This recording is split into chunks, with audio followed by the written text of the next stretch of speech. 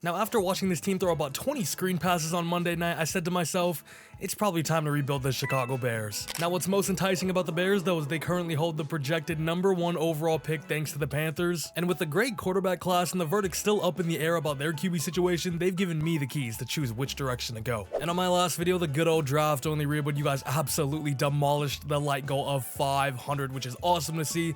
So today, let's up the bar a little bit and let's try to hit 600. And if that happens, I will get another rebuild out this week. And one last shout out to everybody that has subscribed, because we just recently hit 7,000 subscribers, which is an awesome milestone to hit, and it brings us one step closer to our main goal of 10K, of course. So if you haven't subscribed and you enjoy this content, hey, subscribe to the channel. And yeah, enjoy. QB1 for the Bears, Justin Fields, of course. Now, he's had an odd start to his NFL life, right? I feel like there's two sides of him. There's Justin Fields running the ball, and then there's Justin Fields passing the ball. But he does give you some glimpses of his arm talent as well. We've seen it this season against the Broncos, 4 touchdowns, I believe in the first half or in the first 3 quarters for sure, in the Commanders. Amazing game, perfect game for a QB on primetime for the world to see. They blew the Commanders out the park. And hey, notice those real stats? That's right, Madden finally added start today into week 10, so we got all the real life stats. Look at the passing leaders. You already know my goat to a ton. Speaking of my Dolphins, though, when the Bears played the Dolphins last season, Justin Fields had one of his best games. He was unplayable. Like, we could not stop him. No, I just wanted him to stop scrambling. And it was pretty irritating because he didn't listen at all. But no doubt the best performance that pops up in my mind is Ohio State versus Clemson in the college football playoffs. Trevor Lawrence versus Justin Fields, and Fields was unplayable. I think he hurt his ribs in that game as well and still was throwing darts, throwing bombs, especially the one to Chris Olave. That was a thing of beauty. However, I do still think it's in the air if Justin Fields can be the franchise quarterback for the Bears in real life, but I will tell you today, I will try to fulfill all the expectations that he had and try to win a Super Bowl with him in a Bears uniform. So if you were expecting a rebuild with Caleb Williams or Drake May, I'm not going to, so quit asking. The rushing attack last season was quite elite, I'm not gonna lie. Khalil Herbert's the RB1 here, he's pretty good, been hurt this season. Deonta Foreman turns into prime Derrick Henry like for 4 games of the season every year. You got Roshan, who I had high expectations for. I thought he was gonna elevate himself in RB1. Hasn't quite happened just yet. Well, also, what is Blood looking at? Nah, but like for real though, why is he looking left like that, bro? What is he? Oh. And the wide receiver one here, of course, in his first season in Chicago, DJ Moore. And DJ Moore is so good, right? Is he top 10? Top 15 maybe? Let me know down in the comments where you would rank DJ Moore in terms of wide receivers. And the thing with DJ Moore, though, is in Carolina, I saw him with Kyle Allen, Baker Mayfield, Teddy Bridgewater, and it simply did not matter. DJ Moore was going to eat regardless, give you his 1,200-ish yards, give you a few touchdowns as well. And this season, he's off to an absolute flyer. Once again, even with Bajent starting a few games as well, I think he's top 5 right now in receiving yardage. And tell you what, looking back at that trade now with the Panthers, of course, the Bears won that one by an absolute landslide. They got that first-round pick that is probably going to be guaranteeably #3, and to get a player of DJ Moore's caliber as well, awesome. At wide receiver 2, you got Darnell Mooney, who I had such high expectations for after his awesome sophomore season, and he sadly hasn't quite taken that leap, but I think as a wide receiver 2, he's fine, but as a wide receiver 3, he'd be great. Huh? Hey, yo, I am never winking again, bro. Bro, being gay is not even in the top 30 of gayest things you could do. Wide receiver 3, we got Amon-Ra's brother. And when the Bulls trade Zach LaVine, they're going to need a shooting guard, buddy. Tight end 1, you got Cole Kmet, who's had a pretty good season so far and is establishing himself as a big red zone target. However, don't let him overshadow Mercedes Lewis, who at the age of 39 now with 17 years in the league, I think it's pretty safe to say that Mercedes Lewis is the LeBron James of the NFL. Their O-line is interesting as well. It's not a great unit, but I think they do actually have some building blocks, especially at right tackle, Darnell Wright, who they chose in the first round after trading back with the Panthers, of course. I think he's been awesome. At right guard, you got the most violent man in college football. But for real though, Tevin Jenkins is actually really good. Probably their best offensive lineman, I'd say, when he's on the field, that is. Unfortunately, every other game he says, my pussy hurt. Lucas Patrick at center, not good. So you know what I'm gonna do? We're gonna move Cody Whitehair back to center where he played a few years ago. Nate Davis out at left guard, and then left tackle, you got the second-year man Braxton Jones, who I believe they chose in the 5th round last season, and he was a really good rookie. Now the defense doesn't look too sexy on paper, but they have been playing really well as of late and definitely got some studs. And they made a massive move at the trade deadline, bringing in Montez Sweat from the Commanders for, I believe, a 2nd-round pick. And I'm actually curious, do they have his contract in here? They do, and that looks kind of fat. I can't cap. For me, however, the scariest part of that trade trade was whether he was going to be a rental or not. Could you tie him down to a long-term contract? They've done that successfully. And for the little time he's been here, he's had a huge impact on this team already. Like I said, the defense has been playing really good now, especially with a guy like him out there generating pressure. It's been an absolute game record for them as well. And being started of Omen, 83 overall, and still just 26 years old. Hopefully we can develop him into, you know, one of the top end pass rushers in this league. Probably the best player on this defense though is of course cornerback Jalen Johnson, who is now in year 4, and he is honestly establishing himself as a premier corner in this league. And we all got to see him on display against the Vikings on Monday night. He was absolutely everywhere. Could have even had a pick 6 in that game as well. However, there have been some contract disputes with him and the Bears this season. I think he even handed in a trade request, but fortunately for us, he didn't get moved, so he's staying here, and I'm going to look to lock him down to a long-term contract like he locks down every wide receiver he plays. Whew. The other DBs are Kyler Gordon, Terrell Smith, a rookie, and then Tyreek Stevenson, a rookie as well. So it's a really young cornerback room. And the safety group is quite solid as well. You know, free safety, Eddie Jackson, of course, coming off that big injury last season when he was actually playing really good. But I think that injury plus his age now, you can kind of see it a little bit, but he is still solid. And then at strong safety, another stud, Jaquan Brisker, who I'm a big fan of, who is just in his 2nd season, of course. But I feel like whenever I watch the Bears, he is everywhere doing everything. And that is all especially impressive when you consider the fact that last season he almost had a career-ending injury. That's going to be a blow to this defense.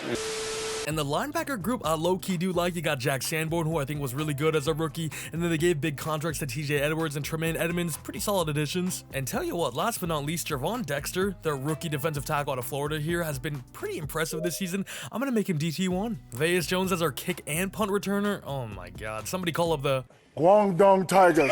Ni hao! Ni hao! So the defense overall is quite solid, man. I think you got some cornerstones to build around, like Montez Sweat. Hopefully we can develop Javon Dexter, Jalen Johnson as our CB1, no doubt. Jaquan Brisker at strong safety. And you know what? I guess Tremaine Edmonds as well. He's still pretty young. He came into the league when he was like 13. Don't give somebody any ideas though. And of course, with start today finally here, we are at week 10 with all the realistic records, realistic stats, everything. Also, who remembers this absolute clash on Thursday Night Football? If you missed it, I'll give you a summary right now.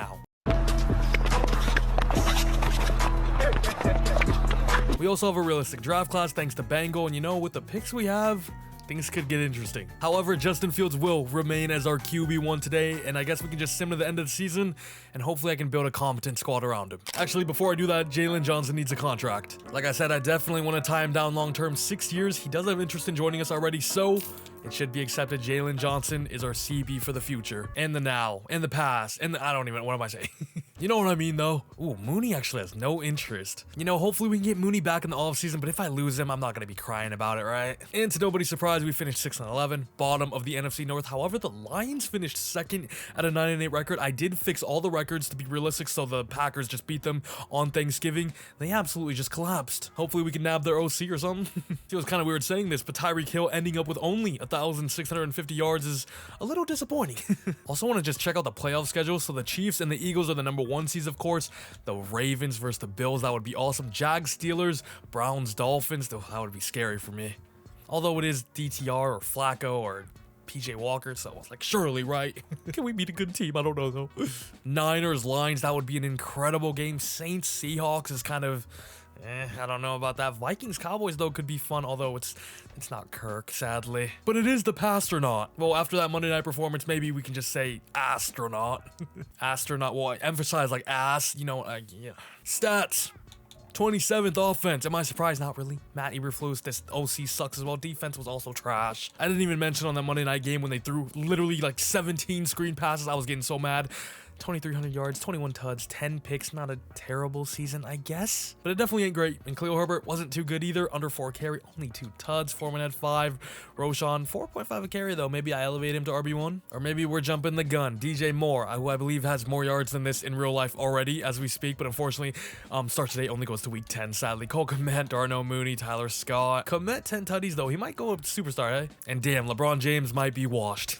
No need to worry though. We got future starter Veas Jones Jr.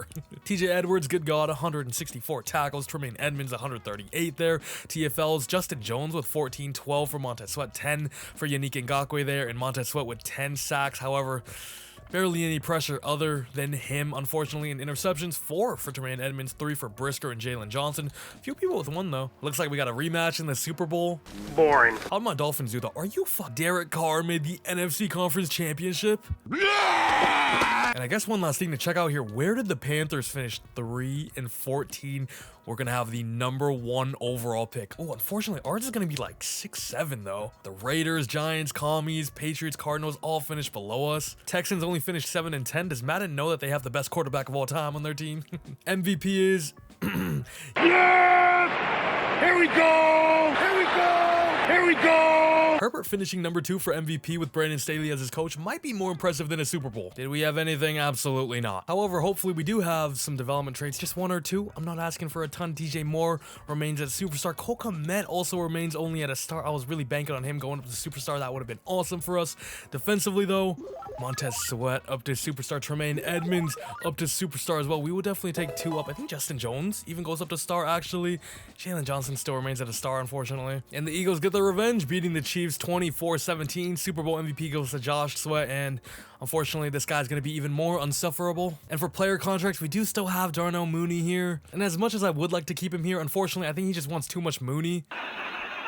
Justin Fields' 5th-year option though, of course we're going to be accepting. Sadly, Deonta, I just don't want ya. Sadly, never. Yannick Ngakoue, I guess on like a 1-year deal, why not? Justin Jones went up to star, which is pretty cool too, I guess. He's still only 28 for a year, I don't hate it. Bears fans, re-sign Lucas Patrick or draw 25? Free agency, we got a little over 45 mil to splash out here. We got Micah Hyde, we got Stephon Gilmore, Rashad Douglas, Michael Pierce, Leonard Williams, Jordan Brooks. Nothing really too crazy here if I'm being honest. Dalvin Cook is finally not an X factor.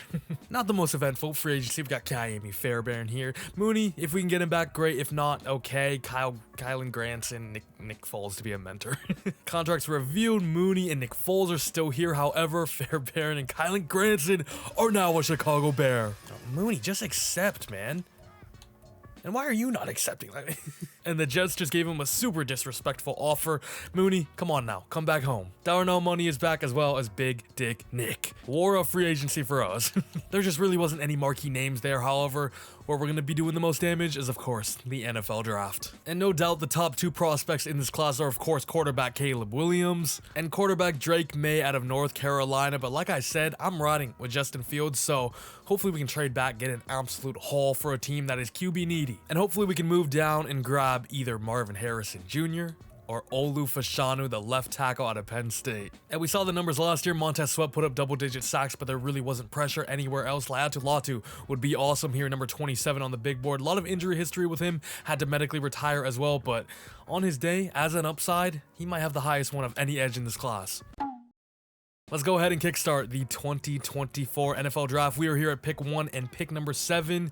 Let's see if we can trade back with somebody. Actually, wait, now that I'm looking at this, if I trade back to 3 with the Patriots, which would make sense, would the Cardinals just take Marvin Harrison? Because I'm not going to lie, I kind of want Marvin Harrison. But tell you what, we already do have a video with Marvin Harrison Jr. Maybe I choose somebody else in this absolutely loaded wide receiver class with guys like Malik Neighbors, Odunze, Emeka Egbuka, Keon Coleman, Adonai Mitchell, Xavier Worthy. It goes on and on and on and on and on and on and on. So you know what? Let's try to trade down with either the Patriots, the Giants, or the Raiders. Oh yeah, I also just realized we don't have our second because of Montez Sweat. Crap. But first, I actually am intrigued to see what we could potentially get for this #1 overall pick. Trey Hendrickson, a lot of picks as well. Justin Simmons, look at these names: Amari Cooper, Christian Wirfs, woo, Buda Baker, Quentin Nelson at left guard, Jonathan Allen. Oh my god, crazy names. Jair from a divisional rival as well. Holy, that would be crazy. Cooper Kupp, Mark Andrews, 95 overall, Kenneth Walker, Minka Fitzpatrick. Crazy players here. Man, maybe we do try to get a player though, especially if we trade down with a team like the Giants. Sexy Dexy. We'll do him with like pick 5, and then let's add in like a future 1st and 3rd. I'm gonna just start off high just to see what the value and see what they're saying. It is green, and man, Dexter Lawrence would be an absolute needle mover on this team. Did that even move? Let's get rid of the 3rd round pick, see what it does. It's like the same. Let's get rid of the 1st round pick. Maybe I'll add in a 2nd. New York, what are you saying? It is dark green now. Actually, wait, the Commanders were high up as well, right? Number 4. Could we do number 4 in Jonathan Allen? I'll just throw in like a 2026 2nd round pick as well. The trade is accepted. Last season, we had the #1 pick. We moved back with the Panthers, get DJ Moore in it. This season is a little bit of deja vu. We moved back to number 4 with the Commanders, get ourselves Jonathan Allen, one of the best interior defensive linemen in the entire league. Move back to number 4, get a future 2nd round pick too. That is an absolute needle mover right there. And the Commanders' fire sale goes on again. We actually nabbed Montez as well from them. And at number 1, seems like Sam Howell isn't their guy. If they ended up at pick number 4, they go Caleb Williams. And if I'm not mistaken, when the Commanders lost to the Giants earlier this season, Jonathan Allen was really angry. He was tired of losing. He was calling out the front office and everything. So to be honest, this trade really isn't out of the spectrum. Commanders number 2 go with Jared Verse. So they don't even take Marvin Harrison. The Patriots gotta go Drake Maye, right? You're sticking with Mac Jones. Would have been cool if he fell to us, but like I said, I kind of want to go another direction anyways. And I'm not gonna lie, with Drake Maye still here, this might be another trade down spot. And with the Falcons at pick 11, this could be the perfect opportunity with their number 1 need being a QB, because DoorDash Desmond ain't probably that guy. And let's just ask for future picks from them. I'm gonna go with the future 1 and 2 in 2025, see what they say. Ooh, not even close. What if I get rid of the 2nd round pick? A little closer, but still not really close. What the heck do you want? Why are y'all being so stingy, man? This move would benefit you. Honestly, Drake Maye might come in and be the best QB in that division already. I'm not gonna lie, the Falcons are being uber stingy. I'm gonna go with a 3rd and a 2nd then, even though it would probably be a lot more than this irrelevant. How is that not accepted? Take one of our 4th round picks. It's a closer. I want to do this because it does kind of make sense as well. Another 4th round pick. Oh my god. Actually, you know what? Have Veas Jones Jr. The bar might go down. Oh, they don't want him. Can't really say I blame them for that. I'm gonna go with a 5th round pick in 2025. That should get the job done. The trade is accepted here. We move back to 11. Atlanta moves up to number 4 to get their quarterback. Drake Maye somehow fell there, and both teams are happy. It's a win-win. And the Falcons get Drake Maye. Awesome. Everything worked out to perfection there. Dallas Turner goes 5 to the Giants. They're interesting. Pairs alongside Kayvon Thibodeau. Armarius Mims goes at number 6 to the Raiders, the classic Raiders reach. Although I do think Mims is good, that's probably a little too high. Dude, Olu Fashanu, Brock Bowers is still here. I'm kind of tempted. Like, never in my mind did it even cross that Olu Fashanu would fall to me at number 7. And tell you what, with pick number 11, we will still probably have our choice of receiver as well. So I'm going to go with Olu Fashanu here to be our franchise left tackle for Justin Fields, of course. And I know we have Braxton Jones already, who is decent, but don't let decent get in the way of drafting a potentially great player at the same position. Olu Fashanu was the highest player on our draft board in its BPA simply. Great, valuable position as well. Hidden development. He's going to be our starting left tackle immediately. Welcome to the Chicago Bears. And at pick 11, I'm hoping we can get one of the wide receivers. I mean, I'm definitely going to be able to get one of them, but could it be the best one? It might be the best one. However, I'm saying that like there's a clear-cut best one. They're all the best one, honestly. They're really good, especially these top 4 guys. I mean, I could flip a coin and whoever it lands on, I'd be happy. I think I know who the best one is, though. And that is going to be Troy Franklin. Go Ducks, baby. I'm just kidding, of course, but look out for Troy in the draft season. He's awesome. Dude, I actually have no clue, though. A part of me wants to go either Keon Coleman or Odunze just to add a little bit of size to our wide receiver room that we are missing desperately after trading away Bears legend Chase Claypool. But damn, Malik Neighbors looks really good as well, and he's also still 20 years old out of LSU as well. Pretty good wide receiver school. But you could also say the same about Emeka Egbuka, of course, out of the Ohio State, bro. I have no idea. However, I have made up my mind. I'm going to go with somebody that has been flying up the draft boards, especially as of late, and that is going to be Odunze. Out of UW, of course, he has been absolutely unplayable this season, and the connection with him and Penix has been one of the best in the nation, and hopefully we can replicate that with Justin Fields today, and him alongside DJ Moore. Darnell Mooney is still here, Cole Kmet as well. The receiving corps is going to be nasty. Now, Justin Fields, no excuses for you, my guy. You are on the 5th year as well. Odunze, welcome to Chicago. And we don't have a 2nd round pick, so I'll see you in round 3. Dang, round 3, and Jalen Polk, Xavier Legette are still here as well. But I'm going to go with the center here, Matthew Dulong, I'm not too sure how it's pronounced, out of Florida State. We need a center. He's going to be our guy. Only normal, though, unfortunately, which kind of sucks, but maybe he'll be our guy now? I don't know. Kind of pain, man. I thought he'd be hidden for sure. And tell you what, in case Justin Fields doesn't work out, I'm going to go ahead in round 4 and take Spencer Rattler because I'm just kidding. Round 4, I'm going to go with left end Josh Tucker out of USC. Now, the USC defense is trash, but hopefully we can develop him into just a little something, a little rotational piece on the D-line. Nothing special, but that's all we need. Draft recap time, and I think we had a great draft overall, especially trading back, getting a guy like Jonathan Allen, getting future picks as well, and getting prospects like Olu Fashanu, Odunze. We even got Matthew Dulong later on, Josh Tucker. Tucker, and Markel Campbell as well, who actually is a 70. That was all the CPU. Shout out to the CPU. I think that's an A+ draft for us. And as much as I'd like to see what everybody else did, I don't want to spoil the class for future rebuilds, so we won't be checking it out. Instead, let's just go straight into year 2. The team's looking a little bit different. However, I think we got to move on from Braxton Jones now with Olufashanu here, who isn't a bad player like I mentioned, but you can't let a guy like Jonah Williams stop you from drafting a player like Rashawn Slater, you know what I mean? The draft is all about BPA, best player available, in high value positions as well. These are terrible trade packages. Oh, damn. Let's do something with the Rams. They have interest. I'll just ask for like a 3rd round pick. Nothing too crazy, but it should be accepted. He goes off to LA. We get a 3rd round pick. Win-win. And that, of course, now means our left tackle is going to be...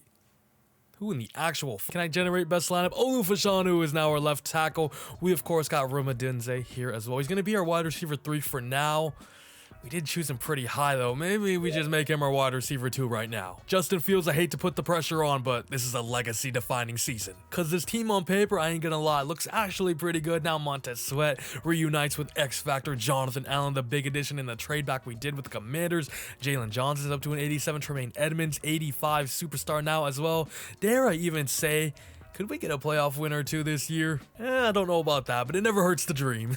And tell you what, let's do target passing with Tyson Bagent and try to get him up to star. I'm obviously kidding. We got Justin Fields here. We do get gold on the first try, but the real question is, can I see gold right here? Nope, nope, nope, nope, nope. And you know what? Let's give the rookie a goal as well. Wide receiver battle, Odunze. What was that pass? Oh my God. That looked like Mac Jones. 9-yard line on 1st down. Jones to... And I don't know what dev trait Odunze is. It could be superstar. It could be star. It could be... I still don't know. Huh? How did you actually just miss that? Jalen! Hell, if Odunze is doing this to Jalen Johnson, we made the right pick. What the f— I promise you, I am spamming Y, bro. Like, this is not me, this is the game. I'm reading their routes perfectly. What are you doing? You know what, let's look at the bright side of things, though. Maybe Odunze is just him. Oh my, okay, what the fuck? Bro, he's actually him. All right, I'm not really too sure why that was that difficult. Can it at least be worth it? Nope, nope, nope, nope. And after doing those, I came away with one thing. Please take off number 87, Odunze. It is not 2004 anymore, brother. You know, it's not hip. It's not new school. It's not cool anymore, right? Number 0, low key, that's tough. And the 0 stands for how many dropped catches he's gonna have for us in this video. And this one stands for Veas Jones. And at mid-season, show me something. Huh? My jaw is dropped. I changed the schemes, I changed the playbooks. We're rocking Philly and Buffalo, and we're still trash? I said all those things at the beginning of the video, Justin. Jesus Christ. You are not making it easy for me, hey? Bro, these are genuinely the most dog stats I've ever seen. I thought Philly would be good. I've never used Philly, but Jalen Hurts, you know, similar mold of quarterbacks, I guess you could say. I'm changing it. I have absolutely seen enough. I'm rocking Cincy. I am absolutely dumbfounded. I did not expect 0 in freaking 6. However, development traits, we still don't have Olufashanu, but Odunze actually ends up being a superstar. Okay, it doesn't really matter though if we can't pass. Also, Justin Jones has magically disappeared from this defense, so I guess I'll just play Javon Walker or Javon Dexter. I am lost for words right now, to be honest with you. Wide receiver, cornerback, or the strengths of this class. 2 positions we don't really need. But at the same time, to get another lockdown corner alongside Jalen Johnson wouldn't be the worst idea in the world. Although I see 3 outside linebackers and a defensive end in the top prospects there. I'm gonna change it to OLB, because we do still need another edge alongside Montez Sweat. And with us being 0-6, we're in the running for one of these top 4 guys as well. Pat Campion? Pat here, power rusher out of Penn State. Maybe the next Micah Parsons, although he's definitely more of a speed rusher. He's a more of everything. Clayton Dent out of Oklahoma, speed rusher here. Looks all right. Jacoby Folk, speed rusher out of Georgia. Not too bad. 8 power moves with speed rusher. I like what I see there. Markel Archer, power rusher as well. A block shed, A to C there. Jacoby Folk, I am very interested in. I'm gonna shoot my shot and hopefully the first date goes well.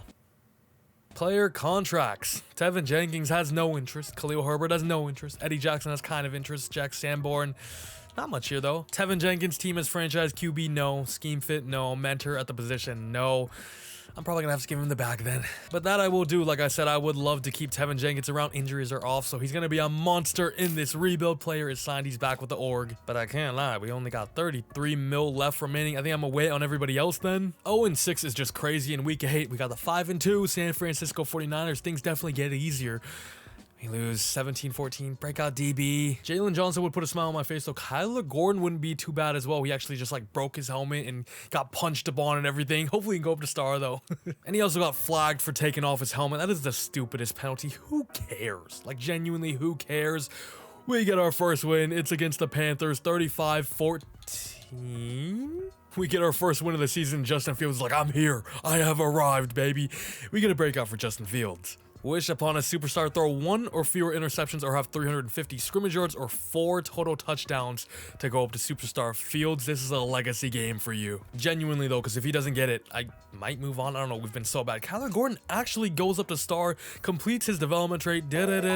Oh, a little 20k XP as well. Weekly award winner, and it is Justin Fields. 25 for 33, 250 passing yards, 4 passing touchdowns, no interceptions at all, as well as 29 rushing yards, which of course earned him this beautiful breakout that we're going to have in week 10 against the 3-5 CJ Stroud-led Houston Texans. 2 wins in a row. He didn't get the 4 touchdowns, but did he get the yards? Fields, I'm crossing my fingers, my guy. Coach, any thoughts on the play of Justin Fields? I'm asking you. Guess I'm not too good of a head coach, then not too much. He made it known that he had hoped for a better day. And we get no dev upgrade. Prospect spotlight. Which prospect is the spotlight gonna be on? Assistant GM Quentin Canty, a right end here. We do need right end. Focus players, let's go ahead and go check him out. He is all the way down here at round 2 to 3. His attributes right there no, he's not good. He's not good. But as we saw earlier, Jacoby Falk is going to get our first private workout. And you know what? I'm also going to throw one on Markel Archer just to know his talent. And the third and final one's going to go on Derek Lewis, crazy looking corner out of Utah here. Before we sim to the playoffs though, we're kind of on a hot streak right now. We got the 3-6 Cardinals in week 11. Can we keep this momentum? We're only 23-3. The 3-8 Colts are up next. Can we get on a little bit of a heater here? Weekly award winner, again, it's going to be Jalen Johnson. He had a pick 6, it looks like, against Gardner, Anthony Richardson, whoever it is. Week 13, 6-5 Minnesota Vikings. There it is. There it is. And is that little bit of form at the end of the season going to gaslight us into moving on in the future with Justin Fields? I'm not sure that my team ranks are crazy because our defense was actually elite in all aspects, rushing or in the run game and the passing game as well. And our offense was absolutely dreadful, which is just crazy considering that I added in Odunze. I added in Fashanu to be our new left tackle. Yeah, our defense was top 4, bro. Justin Fields, last time we checked, he did have 3 touchdowns to 10 interceptions. So he had a way better second half. I think we give him the next year. If we miss out on the playoffs again, then we gotta move on. Khalil Herbert also is just dog water, isn't he? So we gotta get a running back in the offseason for sure. DJ Moore barely put up 1,000 yards, 9 touchdowns though. Odunze was a decent rookie, or had a decent rookie year, 3 tuds, 750 yards. Darnell Mooney was okay. Cole Kmet was all right as well. How about my boy Fashanu? 19 sacks. Darnell Wright, he had 2 last season. Fashanu had 11. Growing pains as a rookie left tackle. But Darnell Wright, what in the world? Maybe Justin Fields has lost the locker room. They just want him to get sacked now. Jermaine Edmonds, 128 tackles there. TFL's 21 for Jonathan Allen. We even added in Jonathan Allen. Yeah, the defense is fine. Everybody on defense can relax and sit back because you guys are awesome. 10.5 sacks for Jonathan Allen as well. 9 sacks for Montez Sweat. 6 for Yannick Ngakoue. Not bad at all. Interceptions, Jalen Johnson with 4, or TJ Edwards with 3 there, 2 or 1 for Kyler Gordon, Terrell Smith. The defense was fine. The offense was borderline unplayable. We drafted Odunze just to throw him 9 screens a game. And what in the world? I've never seen this. Vita Vea leads the league in sacks with 17, a defensive tackle. That is crazy. How are the Packers in the Super Bowl? Everything's just going bad for us right now. Lamar Jackson's MVP, cool. Offensive Rookie of the Year could be Odunze, although probably not. It goes to Caleb Williams, who we traded back to the Commanders to get. JJ McCarthy goes to the Seahawks. They're interesting. Jaden Daniels to the Saints. He stays in New Orleans. That would be pretty fire. Odunze makes the top 10 at least. And Laiatu Latu wins Defensive Rookie of the Year in our division on the lines alongside Aiden Hutchinson as well. He was on our draft board, remember, but we just went another direction. Oh, hey, let's look at the bright side of things, though. Kyrie Fairbairn is your league's best kicker. That just tells you how things are going, though. When the happiest I've been is us winning best freaking kicker. Foshanu, I just combined his first and last name, is a superstar development. That is pretty awesome to see. Nothing on the offense. The offense deserved absolutely nothing. Matter of fact, they probably should have been downgraded with how bad they are. Defensively, though, give me something nice. Give me something nice. Kyler Gordon, of course, already went. Did we get anything? Top 4 defense. Everybody put up good stats as well. How is Jalen Johnson not a superstar, bro? Robbed. Everybody got robbed. At least Kyami Fairbairn, I think he went up. I don't know what he was before. And the Chiefs win the Super Bowl 27-17 against the Packers to the delight of us as a Bear right now. Super Bowl MVP is... I'm here. I cannot believe that, though. I was expecting us to boom here in year 2. Justin Fields, the leash that you are on is very, very thin now. Khalil Herbert, I'm going to let go. Same with Eddie Jackson. Probably same with Jack Sanborn. Yeah, I mean, the money is also getting just a little bit tight now, and we still have Justin Fields' contract as well, but that is definitely in the air. Because, man, after that season, brother, what in the world? Nick Chubb would be an absolute game changer to this offense. He, of course, is coming off that big injury. The Browns don't want to give him a long-term contract. I will. I'm desperate. We're desperate over here on Chicago. Sadly, he doesn't really have interest, though. I mean, it's just going to kill our cap room, isn't it? But at the same time, our RB1 right now is Roshan freaking Johnson. Oh, I'm going to give him a big deal. It's going to be worth it. Nick Chubb on Madden rebuilds is insane. Please tell me we're up there. Okay, we are number 1, but it's tied with a lot of teams. Wait, what? Didn't the Packers just lose the Super Bowl and they just got rid of Jordan Love? No love lost. Kirk is gone as well. Okay, this is our time to take over the division. And yeah, there's low-key no other options as well. Elijah Mitchell, Khalil Herbert, Jalen Warren. Jalen Warren should probably be a little bit higher, maybe even star, to be honest, but it's kind of Nick Chubb or nothing. I'm also going to give Eddie Jackson just a cheap 1-year deal and nothing else in free agency. Like I said, we're going to be quite tight on money, especially if this goes through, so I do want to remain flexible in the later seasons. Nick Chubb player evaluations are through. Is he a Chicago Bear? We got him. There was a ton of suitors for him. You guys all saw that. He decided to come here. He saw something that nobody else sees because we suck. But hopefully he can change that. And Eddie, why are you being so difficult, buddy? Really? Third time's a... Really? All right, well, if our money goes down for 21.3, we got Eddie Jackson. Because I'm too lazy to go in and check it. It's still 20... Eddie, man. Simming another week, 60... Okay, we got him back. He's back home. Private workouts, and we can go check out the other prospects that we saw.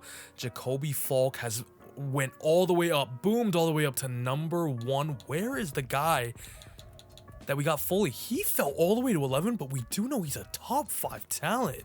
That's quite interesting. Perhaps something off-field has occurred. I don't know, maybe he's got that Josh Giddey in him. But damn it, we know he's going to be good. I'm actually going to throw another one on Jacoby Falk. If he's top 5, he will be my pick. We definitely need safety as well with Eddie Jackson pretty much 1 foot out the door. And the best looking one here is going to be Jeremy McGee here out of USF. And then last one, I'm going to go with the outside linebacker run stopper here, Malcolm Hyde out of LSU. And I don't quite remember what picks we even have. We made a lot of trade backs and got a lot of picks. We're not even the number 1 overall pick. It's going to be the Jets, actually. We do have number 3, though. And we have 3 in the second round as well as 12 and 28, and then third round we have 3 picks as well. We could definitely trade up then, and Jacoby Falk, I didn't even look at him, is going to be indeed a top 5 talent. I think he's... I mean, is he going to be my guy, or do I just take Markel Archer later on? I mean, who looks better? Markel Archer is 21 years old out of Clemson physically. He's got elite acceleration, good agility, change of direction, jumping speed, as well as elite strength. And then Jacoby Falk out of Georgia is a year older at 22. Still pretty good, though. A finesse, A power, A tackling. Only D block shedding, though, which is a little low, but oh my. Elite in agility, acceleration, change of direction, jumping, good speed, good strength. Whoa. Ooh, and look at Malcolm Hyde. He's around 1 to 2, going all the way around 3 to 4 projection. Great gem. Let's go ahead and just trade up to number 1 with the Jets. It shouldn't really cost an arm and a leg, and we do have the assets to do it anyway. I'm just gonna give him a... Really? I really thought that would be accepted. I'll give you pick 60 in the second round. What? Okay, maybe not then. Yeah, no way I do that trade. The Jets want an absolute house. Just go ahead and take the guy then, New York. Go ahead and take the guy. If he's X Factor, I will be regretting a little bit. And at pick number 3, it might be a little bit of a reach when you look at the big board. However, we do know Markel Archer has all the talent and all the upside in the world. The off-field issues, hopefully he can resolve and we can help him with that as well. Micah Parsons had some off-field issues when he got drafted. Look at that, man. Now he's a little bit good, if I say so myself. Hopefully a similar story here with Markel Archer. Hidden development, 85 strength, 91 acceleration as a power rusher is insane, as well as 83 speed, agility as well. He looks like a monster, and him alongside Montez Sweat now hopefully can be the game changer that we need, although the defense was already good. But hopefully he can go from great to elite. My next question, however, is when is that free safety going? He's number 27 here on the big board. We're all the way down at number 3 in round 2. I think we're going to try and trade up here and just ensure that we get him, because like I said, Eddie Jackson is not getting any better anytime soon. Really? Did they change the trading? Because this has proven to be a little more difficult than I previously remembered. Trade is accepted, though. We traded all that to go up to number 22 in the first round. 22 years old, run support out of USF. He's got A hit power, tackling with C-man, C-zone, which ain't the best. His ratings, though, are pretty solid all around. Not a bad option for us. And he can play a second fiddle this season to Eddie Jackson, of course. But hopefully next season and the years after that, he can really take over. Hidden development as well. We love that. With 90 speed, 90 acceleration, 88 agility. I ain't mad about that. Oh, Derek Lewis, I totally forgot about this guy. He's a round 1. I totally forgot about him. Elite acceleration, great agility, change of direction. Everything else there is pretty good. And he's 21 years old out of Utah. The key ratings look unreal. We know he's a round 1 talent. This is good value here in round 2. He maybe can be the guy alongside Jalen Johnson and, of course, Kyler Gordon, because Tyreek Stevenson and Terrell Smith are just developing a little too slow. So Derek Lewis might be CB3 immediately, maybe even CB2. And now at 28 in the second round, I'm not going to hesitate and wait any longer on Malcolm Hyde, because we know the value is great here. Him being around 1 to 2 talent, he looks pretty insane as well. And we lost Jack Sanborn. This is the perfect replacement for him. Unfortunately, only normal, but I guess Jack Sanborn was normal as well. Pick 3 in the third round. I'm going to go with center John Madsen. I know I drafted a guy last year, but he was only normal. This guy's out of Bama, and hopefully we can just bank on that hidden development. And then 28 in the third round, I'm just going to go with backup tight end Ben Pope here. Looks like BPA. Only normal. We missed on a lot at the end of this draft. I can't even cap. But hopefully the top end of the board can make up for it. Markel Archer's an 82. How did this guy fall all the way to 11 on the big board? We chose him at number 3 nonetheless, and it is definitely worth it. McGee's a 73. Lewis is a 76. Really good. Hyde 74. Matt's, oh my god, that was a terrible pick. Ben Pope might have been even worse. Oh my god. CPU. Jarius Matthews, hidden dev running back in round 4. Talk to me now. Let's go check out the class though. And Jacoby Folk, mind you, this isn't even a strong draft class. This is just normal. He's an 83 overall left end. Holy crap. Normal? Nah, dang it. We tried trading up for him. The Jets just wanted too much, obviously, because it might be a generational guy here alongside Quinnen Williams, Sauce Gardner. They're insane defense already. Jacoby Folk is a superstar X Factor. I tried, man, I tried. They just wanted a little too much, but for good reason. But to be honest with you, I'm pretty happy with Markel Archer as well. I'm just hoping his development rate is at least superstar, and it'll be fine. Got running back Alonzo Webster, Kevin Wiggins, Terrell Westbrook, some cornerbacks here, as well as Derek Lewis gets in here as well. He was on the border of a top 5 talent as well. And before we go check out the team in year number 3, we've seen enough Markel Archer. I'm throwing it on you. Huh? All right, let's go check this out. Moment of truth. The man that we chose at number 3 overall, Markel Archer, is... Wow. Wow. How was he projected to go 11? That is crazy. He is also a superstar X Factor. We're going to move him to right end right now, and he also stays at an 82 overall. Did this class have 2 generational pass rushers? That is pretty insane if you think about it. Wow, I'm delighted. I'm ecstatic about that pick. Year number 3 now, after that very disappointing year 2. The offense kind of remains the same. However, a massive, massive addition in free agency. The best player in the pool there, Nick Chubb, is now a Bear. And Justin Fields, it is really a do or die year. Let's just take a second and admire this defense though. Montez and Markel off the edge. Jonathan Allen in the middle. I'm actually going to make Javon Dexter still our DT number 2 CB room. We got Jalen Johnson who's at 90 now, but now we added in Derek Lewis in this latest draft, 76 overall, hidden dev. We got Brisker, Eddie Jackson, even added him his future replacement in my guy McGee there. Linebacker group looks good. We added in Hyde as well. Last season we won a few games in the second half of the season, but that first half was the worst it could have been. But we are up to an 87 offense now with an 85 defense, 86 overall. Like, this is a very good team now. The real question is, can we get Justin up to superstar? EA gods, please, man. Damn, okay. Derek Lewis might just be him. I can't even lie.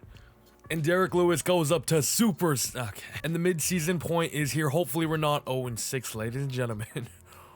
We are 6-1. And our only loss came in week 7, actually, against the Commanders. We got smoked. But we here. We standing on business now. We beat the Packers away in Lambeau. Vikings, Eagles, Jalen Hurts, who? Chargers, Giants, Packers again. We swept the Packers. Is this a fake video?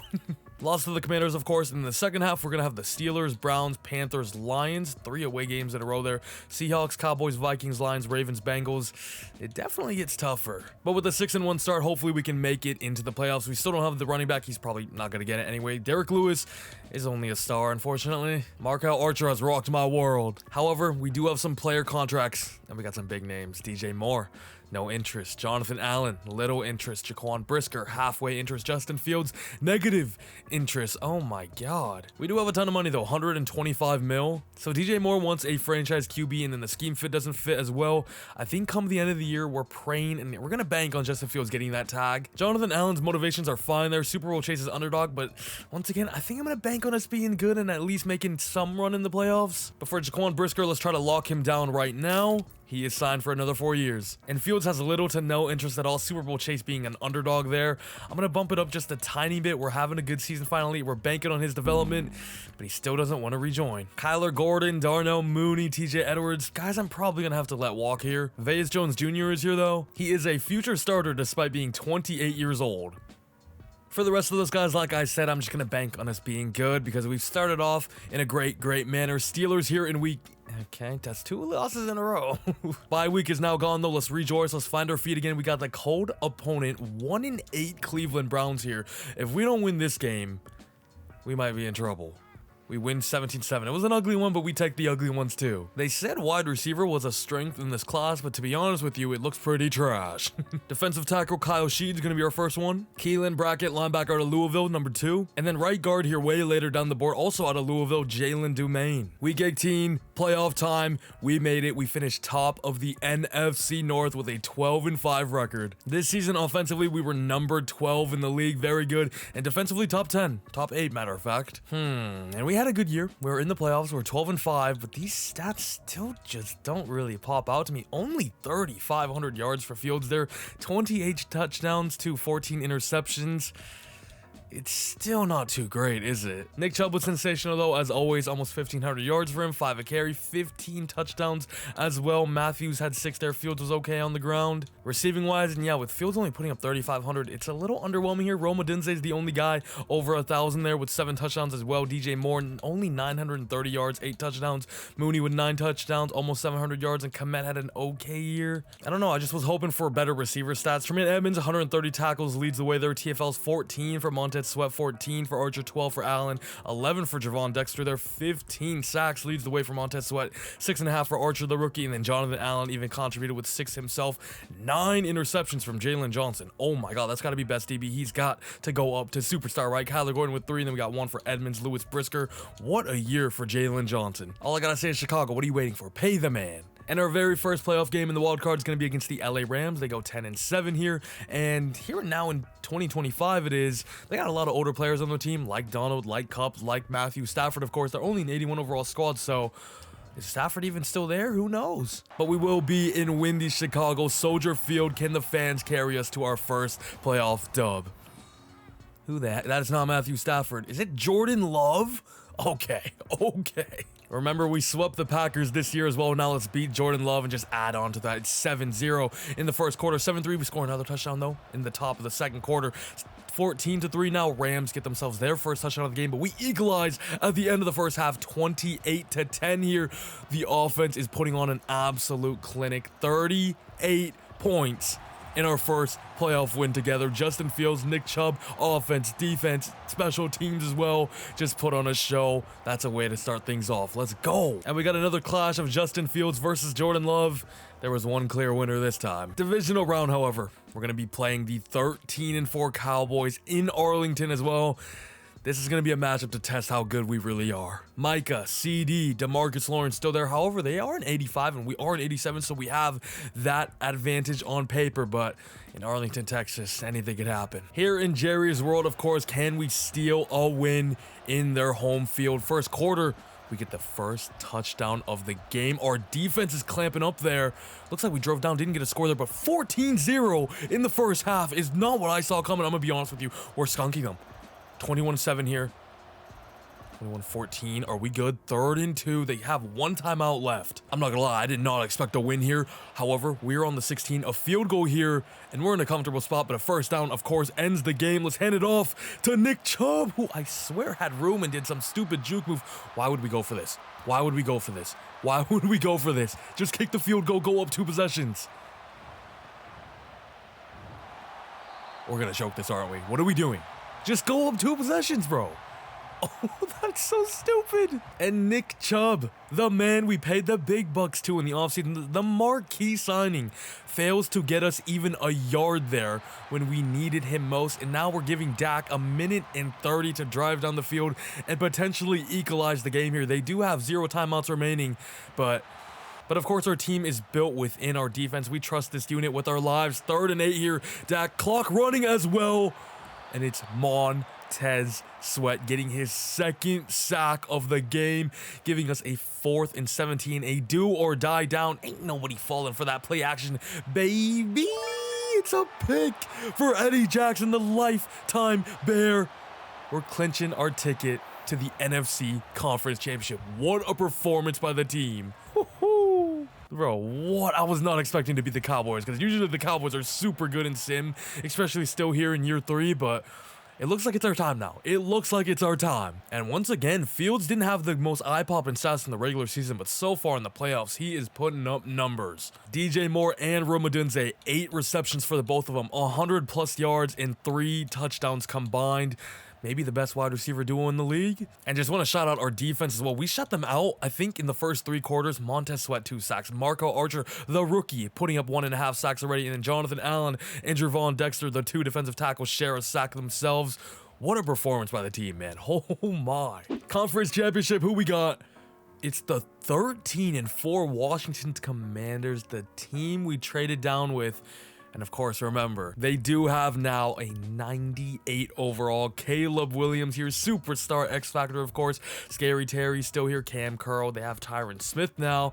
Kendall Fuller, JOK. This is a good team. They got Greg Newsome as well. Remember, though, we got Jonathan Allen. We got Montez Sweat as well. A little bit of a revenge game for those 2. Their squad is solid, though, as we saw, 83 overall. However, we will be in Soldier Field. And no doubt it's going to be bumping. Come on, Bears. And there's so many storylines to this one. We could have drafted Caleb Williams in year 1. We had the #1 overall pick, but did we make the right decision in sticking with Justin Fields here? We're down 17-14, end of the first half. Second half on its way. We get a touchdown to take the lead, 21-17, 28-17. Justin Fields is putting on an absolute clinic in the playoffs. Coming into the season, I would have been happy with just a playoff win, but we have gotten hot in the right moments. Justin Fields scrambling out to the right and gets into the end zone to give us a 35-17 lead. Did we just clinch our ticket to the Super Bowl in just year 3 after such a disappointing year 2 as well for Justin Fields and the team especially? But he has no doubtably boomed here in year 3. What a touchdown. We are not even worried about Caleb Williams anymore. Yes, he can be X Factor and 98 overall, but the scoreboard says I made the right choice.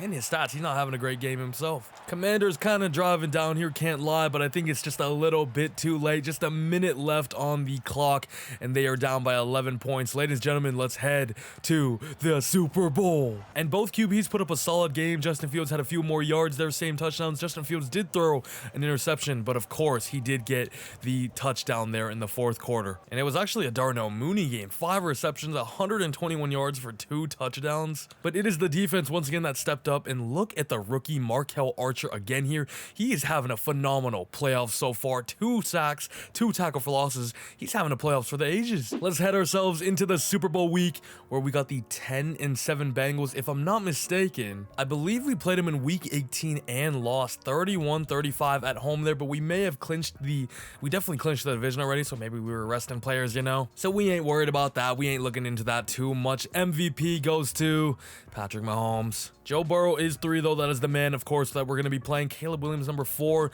Justin Fields does not get in here. Josh Jacobs. And Defensive Rookie of the Year goes to Markel Archer. In the playoffs he's having so far, he is truly the best player in that draft class to me. Ooh, Derek Lewis, number 3 as well. And of course, Jalen Johnson is your best DB after that 9 interception season. Should be going up to Superstar. And hopefully we got a few others up to Superstar as well. Mainly Justin Fields, of course. I'm looking at you. Okay, he does not. I guess his stats really weren't that crazy, if I'm being honest with you. Why? Why did Vegas Jones just go up to star? Can somebody explain to me why this man just went up to star development, huh? He did nothing. He did cardio. Is there an award for best water boy? Was he like a really good kick returner? He had 2 kick returns this year. Punt returner? He did nothing. I am so confused. And the fact that I've been clowning him all video as well, and he goes up. Matthews, by the way, only a star as well. We didn't get anything on the offense. I was hoping maybe, I don't know, nobody put up good stats. Let's be real. Defensively, though, we should get a few. And I see Jalen Johnson go up to Superstar Dev. However, that is the only one, which is a little bit sad. McGee is also only a star. Damn. Hold up. I think Hyde went up to star. Okay, we'll take that. The rookie himself. The rookies are making a big difference on this team. Markel Archer, of course, even has 2 skill points and is very quietly up to a 90 overall. Now, let's go ahead and just put both of them on Speed Rusher because the CPU won't do it. +3 finesse moves. And then we get +2 finesse moves, awareness, hit power, strength, and tackle +1. Oh my god. And he has 98 power moves already with morale, of course. Absolute demon. What a player we got in last year's draft. An absolute game changer. Honestly, he has changed this team. Markel freaking Archer. Remember the name. All right, who we got? Bengals in the Super Bowl. Let's check out their team. Should be a quick, little, nice and easy one. Scroll down. Jamar Chase, of course, is a 99. Joe Burrow is a 98. T. Higgins stuck around over here. Trey Hendrickson up to Superstar, 90 overall. Shelby Awuzie, Joe Mixon. This is still pretty much their team they have in real life, and the team that made the Super Bowl in 2021, 2022. DJ Reader, Logan Wilson, Cam Taylor-Britt. This is literally their squad. Hope they added in Tommy Townsend now. Malik Neighbors is here. Superstar Dev. Remember, we could have drafted him as well. Hold up, don't they have Tyler Boyd still here as well? So they just have 4 really good receivers. McNeighbors is getting shoved down the depth chart. Maybe we should save him and trade for him, you know? It would make a little more sense, you know, if they let go of T. Higgins and drafted him to be the replacement. But nope, they kept not only him, but Tyler Boyd as well. They're just hogging all the receivers. They're an 84 overall squad. We're an 87, of course. I'll see you in the bowl. Where I most definitely did not expect to be here in year 3. We switched it on like an absolute switch. That made any sense. But last year, you know, we were terrible, and this year in the freaking Super Bowl as well, with a 14-all game here in the first half. And it's going to end that way as well. Third quarter on its way. We get a touchdown, 24-14. Now we get a field goal there very quickly. Bengals driving down into the 9. Wait, it's a 4th and 7. Do they kick? They do kick. 17-14. I don't know why they took me so long. Just sim play-by-play here. Big first play. DJ Moore for 12 yards. Good rush here by Nick Chubb. The marquee signing in the offseason is proven to be well more than worth it. Darnell Money, 14 yards. Onto the 29 now after the run by Fields. Onto the 22. And ladies and gentlemen, this methodic drive gets us onto the Bengals 16. This team is just absolutely clicking. My word, if we can score a touchdown here, I'll feel over the moon. Komet's open. Fields, do what you do best, Fields. Do what you do best, Fields. Doesn't slide. It's the Super Bowl, baby. Let's go. Gives us a 1st and goal with just 2 minutes and 40 seconds to go here. Let's kill as much clock as possible. Maybe get down to the 2-minute warning here. Perfect. Onto the 1. And the 2-minute warning is now passed. If we can just push this one in, I think we got ourselves a Super Bowl in year freaking 3. But hopefully I didn't jinx it. Let's just hand it off to Chubb all 3 times here. 4th down. I don't care. We'll go for it as well. Nick Chubb, good blocking. How does he not get in there? It reminds me of Cordell Fitzgerald. If you know, you know. 3rd and goal on the 1. Feed him again. Chubb. Okay, I said we should go for it again, but low-key, I don't know. We should kick because it would be a 2-possession lead, similar to what happened in the other game here. Fields, can you just take it yourself? Okay. Nick Chubb, 4th time is a charm there. He got stuffed on the 1, 2 times, but ends up finding the end zone at the end of it all. And we have a 2-possession, 14-point lead in the Super Bowl in year 3 against the Bengals. Are you kidding me right now? Are you kidding me right now? 13-play drive, 74 yards, took up 5 minutes and 30 seconds on the clock. That was literally a perfect drive. And with just a minute 48 to go and 1 timeout, let's see if Burrow has a little magic left in him. T. Higgins, big first down. But the clock is ticking. They don't got time to waste here. Minute and 30 to go. Burrow slings it out quick again. T. Higgins getting chunks here, but they absolutely need 7. Anything less than that would not work at all. Joe Burrow, oh my God, T. Higgins is driving. No wonder they kept him, because he's an absolute monster here. Jamar Chase, our defense is kind of just letting him get in, and you know, I guess I kind of understand that that memo, so that we can hopefully get ball back there. They have to onside kick anyway, but I don't know, a little too easy for my liking. Oh my God, they just scored in literally the blink of an eye. Joe Mixon. They're going to go ahead and kick here. The lights are going crazy in the Super Bowl. And here we go. 25 seconds to go here. Huge onside kick for the Bengals. And it's all day long. Just go down, please. Just go down, please. Just go down, please. Oh my God, he got spine busted. And we should have ourselves a victory formation. The Chicago Bears are your 2025 Super Bowl champions. Wow. Just insane. Honestly, after year 2, I didn't even know if I could do this with Justin Fields. Like, he was so bad. And even this year as well, he didn't really put up the most eye-popping numbers, right? But come playoff time, we even saw it in the college football playoffs as well with the Ohio State University. Justin Fields just steps up. He steps up. A leader of men, to say the least. And now he heists the Lombardi for all the Chicago fans around the world, baby. Let's go. And Justin Fields outdueled Joe Burrow, in my opinion, had a higher QBR there, had 40 less yardage, but 3 touchdowns to Joe Burrow's 2. Both QBs had no interceptions. Nick Chubb actually wasn't too great on the day, only 2.9 a carry. We saw him get stuffed a few times as well, but of course had the game-winning touchdown to give us that extra cushion that we needed. Mixon also found the end zone. T. Higgins and Chase put up 250 yards combined there. They were absolutely crazy, but DJ Moore had 2 touchdowns. Bro, Odunze was good with 77 yards there. Komet, Mooney, Chubb, and even Ben Pope, the backup tight end, got involved. But the defense stepped up again. Montez Sweat, bro. Markel Archer, I'm not gonna lie, might be the playoff MVP. Another game with 2.5 sacks here. He has been borderline unblockable off the edge. Even had himself a tackle for loss. Tremaine Edmonds had a half a sack as well. The team, the defense, the offense, I mean, everything just clicked for us. What went crazy? What was our chef putting in the food? Because all the boys ate, they went crazy. Super Bowl MVP is probably going to be Justin Fields here.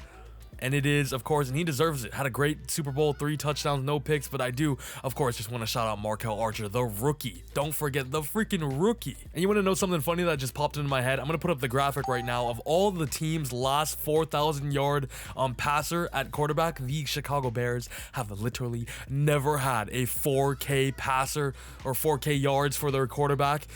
And we still haven't got that today. That is our next goal. We already got the Super Bowl. Justin Fields, can you please pass for over 4,000 yards? That is our main objective now. We don't care about the Super Bowl or playoff wins or anything. We want 4K yards.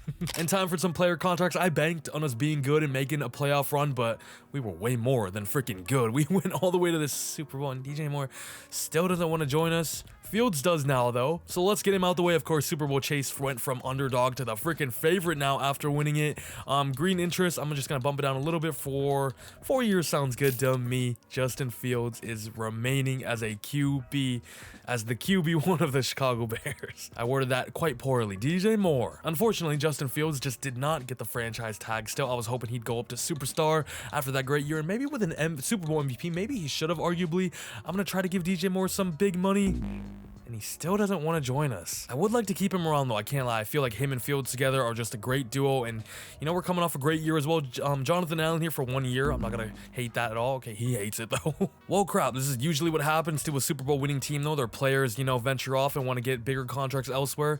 So I guess it makes sense. We got a 5th-year option for Darnell Wright. I'm going to get him back as well. And then we have the choice of either DJ Moore or Jonathan Allen to tag here. I'm going to go ahead and do DJ Moore.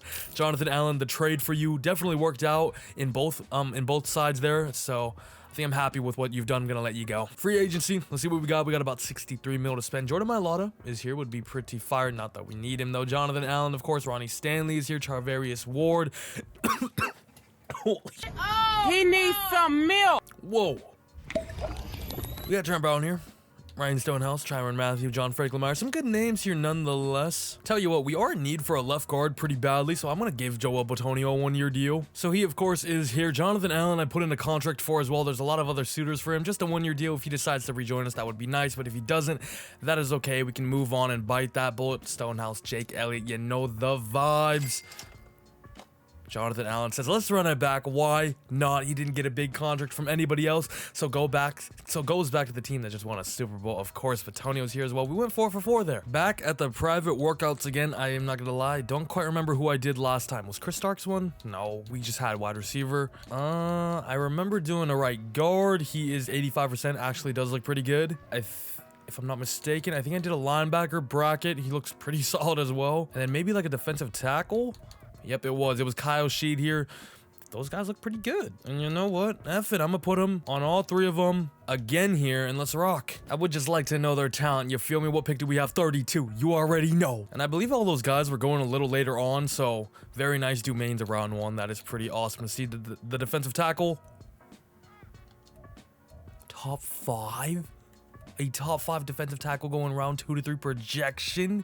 He will be my first round pick, no doubt. What in the top 5 DT? Oh my God, maybe we could have, and maybe we should have let Jonathan Allen go. And brackets around 1. Holy crap. 3 absolute gems here. We're off a Super Bowl as well, and you're telling me we can improve this team and make it even better. So we have 32 here in the first round, but in round 2, we have 30 and 32nd. I don't quite remember how we got that pick, but I will take it. Let's go ahead and grab that defensive. No, oh wait, he's right. What, am I blind? I just skimmed right over it. Bro, I thought somebody sniped me. He is still also just 21 years old out of Oklahoma, 6'2", 313 there. Rating-wise, elite strength as well. This guy is an absolute gem and can learn behind a Jonathan Allen, a Jervon Dexter for a little bit as well. And then he'll really start to boom. Kyle Sheed is my first round. What? Normal dev, but he is a top 5 talent? 95 strength as well. I'm not gonna lie, that kind of hurts. That kind of hurts. He's gonna be a great overall nonetheless, but I was thinking generational. I was thinking 84, 85, hidden superstar X Factor, so that's just kind of pain. Yeah, just pain. It was pain everywhere. So we got to keep on pushing through and being resilient. And now the right guard should still be here, and he is Jalen Dumaine. I'm just going to take these guys right now. It may be a little bit of a reach, and I could trade back and whatnot, but I just want to make sure we get our guys so they don't get sniped in front of me and take that gamble. Jalen Dumaine, the right guard. I was about to say X Factor. He's hidden development here out of Louisville. We need a right guard. We lost Nate Davis as well, so he's a plug-and-play starter. I hope he's X Factor. But I have not drafted an X Factor offensive lineman since I think Madden 22. It's just so hard to come by, but it is possible. It definitely is. Keelan Brackett is going to be our next choice at 32 in the second round. Outside linebacker, we lost TJ Edwards, of course. He's out of Louisville as well. Him and the right guard come as a package. And they're both super, what am I saying? He is a hidden development as well. I'm tweaking. Maybe I'm thinking of the future. And our next pick is all the way here at round 5. I'm going to try to find a gem of a receiver, hopefully. Round 5, if I'm not mistaken. Stephon Diggs went in round 5. So let's get the next Stephon Diggs. Dude, all of these guys suck. I'm going to go with Bernard Mann, a deep threat out of Auburn. He just looks like the best guy here. Is he great himself? No, but he is the BPA. Only normal dev, unfortunately. We had a good draft. Nonetheless, I just cannot believe that Kyle Sheed is a 78 overall with only normal, but I guess he's just a high floor, low ceiling type of guy. And you know what? We will happily add him onto our Super Bowl winning team. We don't need those high ceiling guys. We want guys to come in and contribute right away. Jalen Dumaine, 74, 76 for bracket, and man, it's actually a 70. That's not too bad. Let's check out this class as a whole, though, and Kyle Sheed was the #1 player in the entire class and is only normal. I will not let that down, man. Keelan Brackett, our outside linebacker, is also, he was almost a top 5 talent. I think he was. Technically, he was, with all these guys being counted as one because there's 77 and then 76 is here. Wow. Let's go ahead and reveal somebody. We got Keelan Brackett, Dumaine, and those are the only 2 guys. I am going to close my eyes and pick one at random in 3, 2, 1, bang. Keelan Brackett it is, the outside linebacker. Go ahead and generate best lineup and see what Brackett is. Last year, we got an outside linebacker that may have been superstar X Factor. This time around, okay. But that is okay because we do have a Super Bowl winning roster here. However, we did lose Mooney. Hopefully Tyler Scott can step up now. You know what, F it. I'm making my boy Bernard Mann the wide receiver 3. We got to do Mann in the draft. He's going to sit for a year behind Batonio, who of course will only be here for 1 year as well. Let's go ahead and make my boys Matthews the running back 2 again. Fields, can you go up to superstar, please? That would be nice defense. Whew.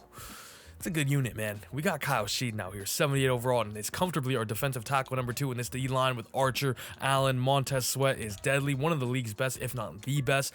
Brackett Edmonds Hyde now is a great linebacking duo, or trio, I should say. McGee is now the replacement for the outgoing Eddie Jackson. Jalen Johnson's up to superstar 92 as well. Hey, let's run it back, boys. Let's run it back. Remember our main goal, though. Justin Fields over 4,000 passing yards. And at the midseason mark, we are 5-2, second in the division, but tied with the Lions. I'm checking out Devy's here. It's the right guard. We don't have him, of course. I'm a little stupid. Player is ready to negotiate. DJ Moore is up to yellow interest now, well more than halfway. Tremaine Edmonds is here. He is still 28 years old. That's crazy. Jonathan Allen, of course. Tyreek Stevenson, Tyler Scott. Okay, nothing really else after that. And DJ Moore, yes, he's 29 years old now, but I want him to stay on the Bears for life. Now, we won the Super Bowl with him. He's Justin Fields' best friend. Can't let him walk. Tremaine Edmonds, I'd love to keep around as well. On a 4-year deal is probably fine, up to about 32 years of age there. He's an 89. He's superstar. He's been amazing for us, and he is also back. And then for the rest, we'll wait till the end of the year. Actually, I should have checked out Fields' stats at midseason to see if he was on pace. We go 12-5, top of the North once again here, and it's a rematch of the conference championship last year against the Commanders. Week 8, what a game, 9-7. And Caleb Williams only had 4K yards, 24 touchdowns, 3 interceptions. They're kind of underwhelming stats for a 96 X factor. And I don't see Justin Fields for the passing leaders, but I see DoorDash Desmond. Actually, where is he? Because remember, I gave Drake Maye, or I didn't give Drake Maye, but the Falcons drafted Drake Maye with trading up with us. Where the heck is Desmond Ridder? Statistically, Justin Fields has done it. 4,140 yards, the first ever Chicago Bear to hit 4K yards. Defense top 4, by the way. Don't forget. Let's go, Fields. Let's go. 34 touchdowns as well, 10 interceptions, 70% completion rate. Really good year with his arm. Nick Chubb, another good year, but definitely it's starting to regress now. Still 13 touchdowns, still 1,200 yards, but only 4.4 a carry now, and he is down to a 94 at the age of 30 for a running back. He is going down not really, but I mean, he's a 94 now. He clearly is regressing though. So you know what I mean. DJ Moore. Oh my God. He was on a mission to get Justin Fields 4K as well. 1,376 yards, 14 touchdowns as well. I did throw him in the slot to see if that would boost their stats, and it definitely did. Odunze, 5 tutties, 1,050 yards for him, so 2,000 yard receivers. They love to see it. Bernard Mann, the rookie, 767 as well, 7 touchdowns. Cole Kmet found the end zone 5 times as well with 600 yards. And the defense, which has been so good throughout this entire video. Shout out Tremaine Edmonds. I just went over him quickly there. 124 tackles. TFLs. Cam Archer. Who is Cam Archer? Cam Archer is the striker for Sheffield United. I don't know why that's in my head. 20 TFLs for him and Montez Sweat. Those are the outrageous numbers for the both of them. Kyle Sheed, year 1, 16 for him. Jonathan Allen with 10 there. Sack numbers 9.5 for Markel Archer, 9 for Jonathan Allen. Montez Sweat kind of had a down year in terms of this aspect. Only 7.5 for him. Jalen Johnson, 3 picks. Tremaine Edmonds, 2. Few people with 1. Cam freaking Archer. That was so random. Okay. Wildcard round, rematch of the conference championship. We beat him last year. Okay, and we beat him again, 28-21. Now we have Bryce Young. We played a number 1 overall pick in Caleb Williams. Here's another one in Bryce Young with the 11-6 Carolina Panthers. Here we do remain at Soldier Field. And we lose, and we only put up 9 points. Defense kind of did its thing. To give up 14 is definitely a good day, but 9 points is extremely disappointing. Like, did we even score a touchdown, or was it 3 field goals? Because man, Fields did have a touchdown. He honestly comfortably outplayed Bryce Young as well, who only had 186 yards, no passing touchdowns, and even threw a pick. So what kind of went wrong? Trey Benson, out of all people, cooked us. 3.7 a carry, had a double as well for touchdowns there. Yeah, just a choke job. I don't know. Our defense got clamped. Or our offense got clamped. Our defense got clamped. That makes no sense. And by the way, I don't know if you guys saw that. The Giants are the number 1 seed. Is Desmond Ridder over here? No, they have Shadur Sanders. Interesting. And it looks like he's having a good time over there as the number 1 seed. Okay, it's mainly because of this guy, though. Jesus. To go out in the division was kind of tough, I can't lie. But it's hard to get a back-to-back Super Bowl. So hopefully in year 5, we can get at least 1 more. Yearly awards. Fields has a kind of a shout. It goes, what? Caleb Williams' stats weren't even that crazy from what we saw. 2 and number 2, though. Shout out to my guy. No Fields? It's got to be racist or something. Caleb Williams, Byron Young, sure, Chris Starks. Kyle Sheed is defensive rookie of the year, though. That should be a start of. We got to go check out Caleb Williams' stats, because how did he just win MVP? DJ Moore, that should be X Factor, hey? It's about time we got him for best wide receiver, though. I mean, I guess we technically already saw Caleb Williams' stats, but I mean, these are just not MVP numbers, are there? 24 freaking touchdowns, 4K yards, 3 picks. It's nice, but you know, there's definitely got to be somebody better out there. And it's not like they were like 15-2 or 16-1, right? That I would understand. They were, what, 11-5, got knocked out in the wild card round by us. Of course, Bryce Young had a season. Oh my God. Like, how does Dak not win MVP here? 32 touchdowns to 3 picks. He had just everything but more. Where's Desmond Ridder? He's on the Vikings. What in the world? Like, Joe Burrow's numbers are great. Mahomes did Mahomes type things. J.J. McCarthy on the Seahawks. Trevor Lawrence had a great year. How did Caleb Williams just rob a... Look at Tua! 4K, 35 tutties to 1 pick. How did Caleb Williams just do that? That is media favoritism if I've ever seen it. Devies, though. DJ Moore. Justin Fields. Fields remains at a star. This is kind of tough, man. I cannot get him up. DJ Moore, though, does go up to X Factor. That is pretty awesome. Defensively, do we have anything over here? Kyle Sheed. Hold up, did he go up twice? He may have gone up twice. He won Defensive Rookie of the Year and Defensive Rookie of the Year. Huh? Where does it say his dev upgrade? I didn't upgrade him, I swear. Oh wait, it says it's literally. I might be blind today. My God, Star Dev plus Superstar Dev. Anything else though? I didn't really scan around too much. I do not believe so. Honestly, I'll take Kyle Sheed going up twice though. This D line is incredible. We're probably gonna lose Jonathan Allen though, or try to re-sign him on a 1-year deal to just run it back. Let's try to get one more, cause I got one more in me. In the words of the late, great Vince Carter. The Ravens win the Super Bowl. They're beating the Panthers 35-21. The team that knocked us out went all the way. It looks like MVP is Lamar Jackson. Player contracts, we got Olu Fashanu and Odunze, of course, on their 5th years. And I, of course, will be accepting the both of them. They've been absolutely amazing for us. And you know what, Jonathan Allen, I would like to get you back. 1-year deal. Come on now. Let's go. We got about 33 mil left. Tyreek Stevenson. I think I can even bump this down a little bit because he does have really high. Okay, never mind. Tyler Scott, Zonovan Knight. Honestly, let's just go to free agency and see what we can do there. Ooh, we're going to lose Batonio, but that's okay. Actually, you know what? I want to keep Javon Dexter on. Damn, why does he kind of want a big deal for only being a 73? Never mind. Never mind. And also in the offseason, I believe we get our dev trade. So our guard is, okay. We got 34 mil to spend though, year 5. Let's go crazy. AJ Brown. I've never. What is this class? Tyreek Hill and AJ Brown. Tyreek Hill actually has interest as well. Joe Tooney is here. Kenny Moore, superstar. Batonio Taylor Decker. L'Jarius Sneed. Some cool names here. Deshaun Wall, L'Jarius Sneed, Isaiah Foskey, and Divine Diablo just to add some depth onto our team and round it off a little bit more so we have, you know, solid backups. Foskey is still here. We did get Sneed and Diablo though, and it doesn't look like we're gonna get Foskey unless he wants to win a ring. Nope, he doesn't join us. AJ Brown goes to the Seahawks. He might be with his Ole Miss brother in DK Metcalf. Of course, that's a terrifying receiver core. Tyreek Hill goes from one Bama QB to another, and I'll just grab my guy James Houston here. First private workout is going on Tyree Odom out of Oregon State. Shout out to the Beavers. He looks insane as a cornerback prospect. And let's throw another one on Terry Lake here, free safety out of Florida State. And if I could get wide receiver Denario Morris in the 1st round, I will definitely grab him. Unless he's top 5, then I will happily trade up for him. He is only around 1. I say only, but that is still good. Of course, Tyree Odom looks ridiculous.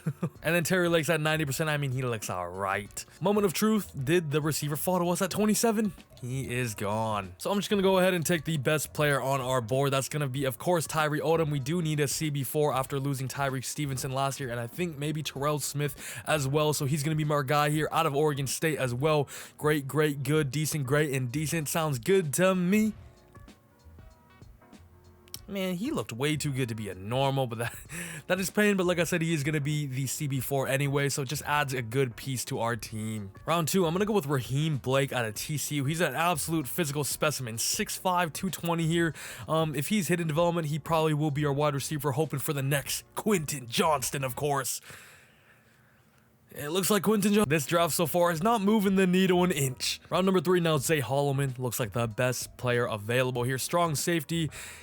His ratings are alright, nothing too crazy, but I think his attributes are better than usual. The C awareness though, C zone, it's round 3. We're not going to get any crazy players here. However, he is hidden dev, and that will always put a smile on my face. Tyree Odom is a 78 overall. He might have been a top 5 talent. Another top 5 normal is Payne.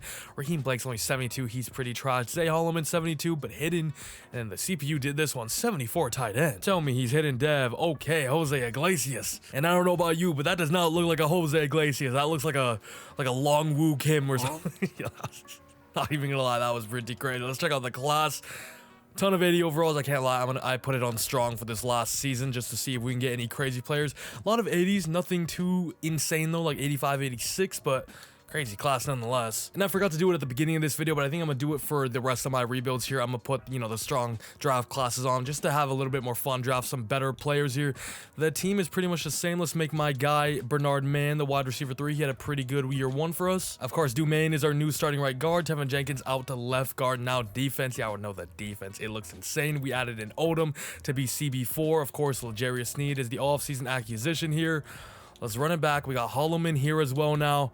Can we get one last ring here in year 5 and make it 2 for the rebuild? Postseason time. We're coming off back-to-back 12-5 seasons.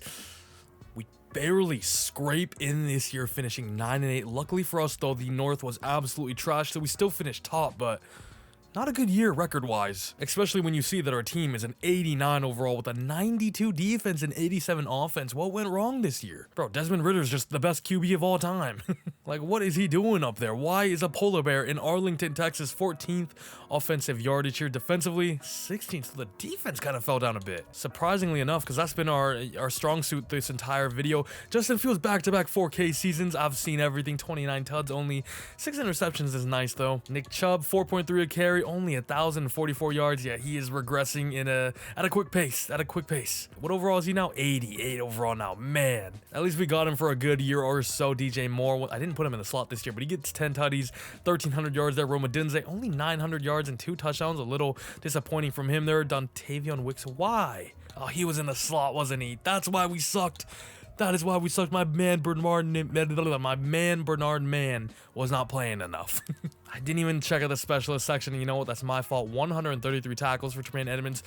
I see some crazy numbers over here. 26 tackle for losses for Jonathan Allen. Oh my goodness. Markel Archer with 18, as well as Kyle Sheed. 15 there for Montez Sweat. But Markel Archer put up 15.5 sacks. I think that's joint top highest we've seen from a player on our team. I think Montez Sweat did that 1 year, or maybe even 2. Kyle Sheed, 12 sacks. So at defensive tackle, extremely impressive. Interceptions, 5 for Jalen Johnson. He's been an absolute pick magnet all video. Tremaine Edmonds with 3. L'Jarius Sneed with 2. And you know what I'm gonna do? I messed up. DJ Moore, you gotta go in the slot. And that should mean our wide receiver 3 is, of course, Bernard Mann, who only had 3 catches this season. Dontavion Wicks, former Packer, double agent. And hopefully that can bring us some luck here in the wildcard round. We have the 11-6 cracked out 89s across the board. San Francisco 49ers. However, we will be at Soldier Field, of course, winning the division. This should be a good game. Brock Purdy versus Justin Fields. It's snowing. It's freaking snowing in Soldier Field. The snow is coming down. We should have the advantage for sure. The Niners come down, score a field goal, but we score the first touchdown of the game. We get the ball back, punt there. The Niners have the ball. 14-3 now. 11-14. Niners score very quickly after ours. 17-11. Weird scoreline here. 14-17. Just under 4 minutes to go. It looks like, though, we have pinned the Niners on their own 3-yard line here. Can our defense step up in the snow as well? We need you more than ever right now. Christian McCaffrey just breaks away and gets out and a little bit of a cushion right away. Oh my God, I look so white because of the snow. It is glaring on my face. 14-3. McCaffrey again finds room on the left side. He's killing us. He's absolutely killing us. Under 3 minutes to go now. Brock Purdy rolls out left. We got pressure. 3 guys into their backfield. Purdy's on the ground. Surprised it wasn't a roughing the passer, knowing how it is called in 2023 now. You can't touch the freaking quarterback anymore. 2nd and 10.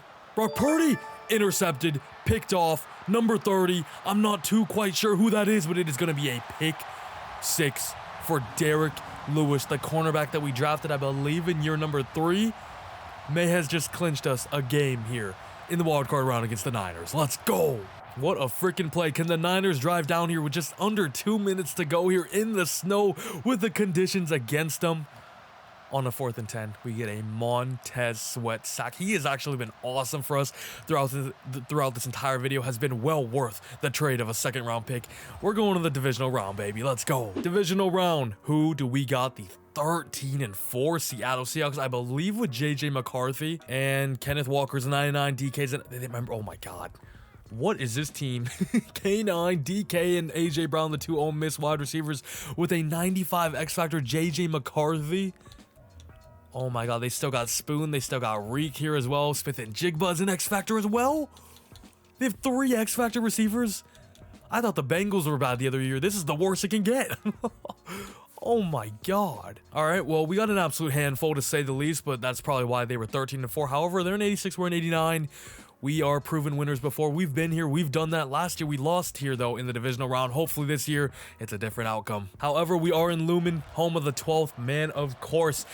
Seahawks get the first touchdown of the game here. If they get the second touchdown of the game, it's going to be tough to stop that offense, but we do there. 7-14, still a 1-possession game in the first half here. Second half on its way.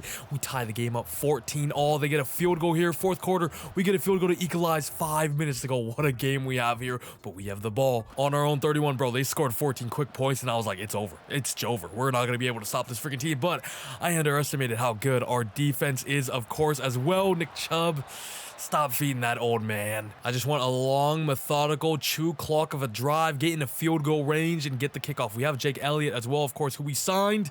Good catch there by 80. Who the heck is 80? Oh, Iglesias is a superstar? I was going to say, who is that? Because Odunze is number 0, of course, and DJ Moore is an X Factor. Jose Iglesias is or Lee Woon Kim, whatever his name is a superstar. Dev, Justin Fields. Hold in by Moore. DJ Moore! DJ Moore! Oh my God. That was a dime. That was an absolute dime by Justin Fields. And it's a huge touchdown as he rolls out. Oh, that was just gorgeous. That was just gorgeous. Who was that on? Not Reek, not Spoon as well, but it doesn't matter. DJ Moore is going to eat regardless. Breaks the tackle, gets the yak as well. Justin Fields is hype, and we take a touchdown lead in Lumen Field. Or like I said, come playoff time, he just turns it up to another level. Can our defense step up when we need them most against this absolute juggernaut of a Seattle Seahawks offense? What a great play by 30. I believe that's Derek Lewis, the player of the game last week for that pick 6 in the 4th quarter. Gives us a 2nd and 10. Now look at our D-line. Superstars everywhere. I know the Seahawks are scared here. Noah Fant out in the flat. Doesn't get too much. 3rd and 6. JJ McCarthy in empty. Can he capitalize? I think they got the first down there. Just barely. Noah Fant holds on. 1st and 10, just 2 minutes and 15 seconds remaining. Can we get pressure? JJ McCarthy steps up, absolutely dimes it to, I believe that is AJ Brown. He's number 82. That is so disgusting. 2-minute warning has now passed. Fresh set of downs for the Seattle Seahawks. Smith and Jigba out in the flat. The Seahawks still do have 3 timeouts remaining. Up to not use one here. 1:40 left to go. 2nd and 6 on the Bears 40. McCarthy drops back once again here. Slings it to the right side. What a great pass deflection by who else other than Jalen Johnson. Gives us a 3rd and 6 now, 1:30 to go. JJ McCarthy has no time in the pocket. It's a huge sack, and I believe that was the superstar defensive tackle, sophomore player Kyle Sheed. 4th and 15. JJ McCarthy gets picked off. It's Derek Lewis again, but that sack is all credited to the pressure and, of course, Montez Sweat. I don't know what it is about this team, but we go crazy come playoff time, bro. I did not think we were going to win this game. Their offense looked so scary, but here we are once again back in the NFC Conference Championship. Let's go. That is, of course, if we can get this first down. The game definitely isn't over. They still do have 3 timeouts remaining. Nick Chubb doesn't get too much. 2nd and 7. Fields handing it off once again here. Chubb gets stuck on the lineman. However, the Seahawks have no timeouts remaining. There should be about 20 seconds left after this play. So hopefully our defense can clamp up for that time. And let's see what you got, JJ McCarthy. 32-second. Your legacy is on the line. Montez Sweat has been definitely one of the MVPs of this video. He has been incredible since year 1. JJ McCarthy with just 3 seconds to go here. And it's Montez Sweat again. Oh my God, he's unreal. What a performance by the defense, but of course the offense came through as well when we needed the most. Justin Fields threw that absolute dime to DJ Moore. Of course, the fake handoff to Nick Chubb there rolls out right and just finds his man finds his man streaking DJ Moore. The chemistry is like none other. Beautiful ball right over the shoulder. DJ Moore breaks the tackle, and that man is absolutely gone for 7, baby. NFC Conference Championship. Who do we got? Who do we got? It's the Dallas Cowboys. They're also 13-4 here. We beat them 2 years ago. They're looking to get their revenge. And we are here in Jerry's World once again, where we were victorious last time. Of course, first quarter on its way. 0-0 though. Cowboys get the first touchdown of the game. Middle of the second quarter now. And we get our first points of the game. 2 field goals there quickly, but we are down by 8 points now. We tied up with a 2-point conversion, 17-14 here, 17 all with just 3 minutes and 30 seconds to go here. But if I'm not mistaken, the Cowboys are on our very own 6-yard line. First and goal as well, fresh set of downs. They got a superstar Tony Pollard there as well. Can Dak Prescott and the Cowboys get themselves into the end zone? It's a great wrap up. Second and goal now, CeeDee Lamb as a one-on-one matchup at the top of the screen there. Does Dak utilize that? Nope, he hands it off to Pollard again here. And our defense just about wraps him up. There is a flag on the play though. This could be a hold. And it is going to be a hold. Huge flag for us. Jerry is not happy. Pushes Dallas back all the way to the 12 here. New second and goal, and Pollard is getting wrapped up. The 2-minute warning, however, is now gone. We got a third and goal for the Dallas Cowboys here. Honestly, 3 points here would be a win in my opinion. They're actually going to run the ball. Do not let him in. Ooh. Fourth and goal. We use our first timeout, of course. On the 3, it could be 4-down territory. I was maybe expecting a fake there. They're going to opt to take the 3 points, take the lead as well. But he puts the ball back in our hands, in Justin Fields' hands. Can he lead us down to a game-winning drive? Justin Fields, what do you got for me? I kept faith. I believed in you throughout this entire video, and you have proven me right. Can you do it once again? And it's an absolute hell of a way to start off this drive. To number 82, that is Bernard Mann, the second-year man. Minute and 30 to go, already onto the 40. We do still have 2 timeouts remaining as well. Into the gun, Justin Fields drops back once again here. And Micah Parsons with his second sack of the day, 2.5 for 3 sacks, you know what I mean. Crazy play. Crazy play. 2nd and 17 now. Going to go in empty with Nick Chubb motioning out wide. Fields time in the pocket, slings it up the middle. It's a wide open Bernard Mann. Oh my God. Oh my God. What are we cooking? Bernard Mann. This dude had 3 receptions all year, and it is my fault. I'm so sorry. I didn't check in the specialist section, but I knew making him the wide receiver 3 and putting DJ Moore back in the slot would unlock some magic once again. And in the NFC Conference Championship, we see it unleashed. Down the seam, open as you can be. Justin Fields sees it, throws an absolute dime on the money, on the run, in stride. And we take a 4-point lead here with just under a minute to go. The Cowboys do still have 3 timeouts. This is a crazy game. All these games have been insane. What a drive. A minute or a 56-second drive. And Justin Fields, with his legacy on the line, has come through again. Last game, it was DJ Moore with that absolute bomb. This game, the bomb to Bernard Mann. Dak Prescott just gets it away. 45 seconds to go. Dak Prescott drops back once again here. Tony Pollard at space. Tony Pollard with a huge chunk, about 25, 26 yards. First timeout is gone for the Cowboys. Stops the clock with 38 seconds to go here. On to our 48. Dak Prescott drops back again, slings it. Does he hold on? He holds on to that. What a throw. What a catch. Second timeout is used, though. 33 seconds to go. Dak on his back foot there finds a good grab. Under 30 seconds to go. Do they opt to use another timeout here? Nope. They're going to run hurry up. 17, 16, 15. The clock is definitely ticking. They're into our red zone now. Dak goes quick, and their last timeout is gone. 12 seconds remaining here. A field goal does nothing. A touchdown wins them the game. Dak Prescott. What do you? Ain't nobody falling for that, my guy. Ain't nobody falling for that. He's going to roll out here. Nope, he's going to throws it away. Throws it away wisely. And here we go. NFC Conference Championship on the line. 6 seconds to go. 1 play remaining. They go with another play action. Oh, Dak just got that away. They're going to get one more. Why are they running play action? I guess the Steelers just fired Matt Canada. It seems like the Cowboys have hired him with what I'm watching here. Last play of the game. Oh. Hey, yo, that was an absolute dot. That was in his hands. And he bricked it. We just got away with absolute murder. but find ourselves into the second Super Bowl of this video. What is this team, bro? Like, when our backs are against the wall, we just show up. Justin Fields, I have no more words to even describe you. You have been incredible. You have been clutch. You have been amazing. By the way, it was number 1, I believe. Who is that on the Cowboys? Because it was Xavier Worthy out of the 2024 NFL draft, of course.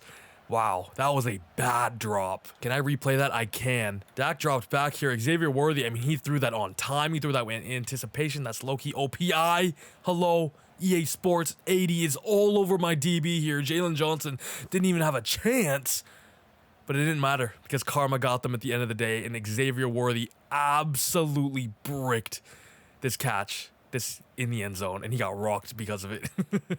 Wow. But no doubt the play of the game, down by 3 points, I believe it was. Bernard Mann just gets open up the seam there. Justin Fields throws an absolute dime, and that man number 82 is absolutely gone. Hand down, man down. Mama, there goes that man.